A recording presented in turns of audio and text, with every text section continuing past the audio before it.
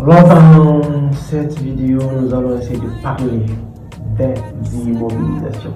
Quelle immobilisation? Les immobilisations corporelles, précisément la classe 24, autrement dit les matériels de bureau.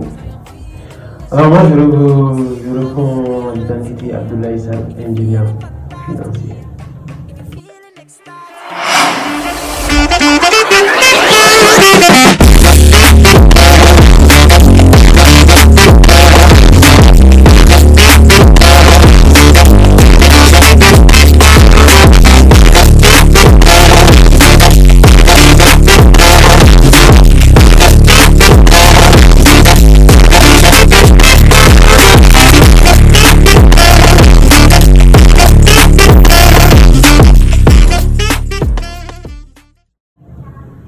Alors, comme je le disais, beaucoup de personnes font la confusion entre la classification, où est-ce qu'on doit, ou quelle est la distinction entre les matériels de bureau. Alors, comprenez d'abord que dans le Cisco Wada, on a d'abord trois types d'immobilisation, à savoir les immobilisations tangibles, les immobilisations non tangibles et les immobilisations financières. Alors, dans cette vidéo, nous allons parler précisément des immobilisations corporelles, autrement dit tangibles, de la classe 24 des Cisco Wada. Alors comprenez d'abord que les immobilisations sont classées sont classées en moins en sous-groupes, en 4 sous-divisions, plutôt en 3 sous-divisions précisément. En premier lieu, on a les immobilisations des matériels de bureau de la classe 24-41.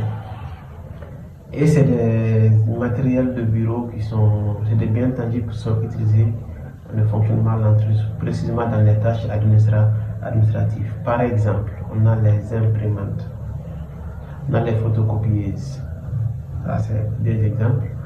Cependant, on a aussi, on peut même, par ailleurs, tout ce que je viens de citer ici, on peut maintenant les classer aussi dans la classe 24-42, à savoir les matériels informatiques aussi. Mais cependant, leur particularité est qu'ils sont amenés à être utilisés à long terme et ils sont amortissables. Le deuxième aspect, ça c'est les mobiliers de bureau. Les mobiliers de bureau, ils sont de la classe 24-44. Et aussi, c'est des matériels administratifs qui sont utilisés dans le fonctionnement de l'entreprise.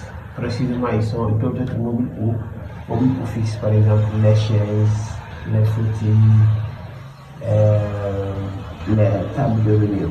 Ça, c'est le deuxième aspect. Maintenant, le troisième aspect, ça, c'est les fournitures de bureau.